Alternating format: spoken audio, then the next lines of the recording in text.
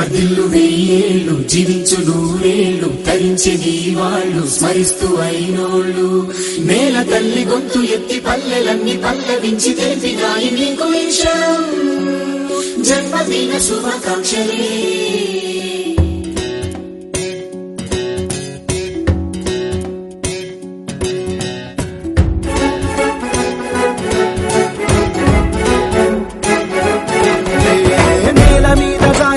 చంద్రుడా మళ్ళీ జన్మ ఎత్తిన మహాత్ముడా నేల మీద దారి పడ్డ చంద్రుడా మళ్ళీ జన్మ ఎత్తిన మహాత్ముడా తెలంగాణ వాణిని విశ్వమంత దాటిన విధాత నీకు వందనం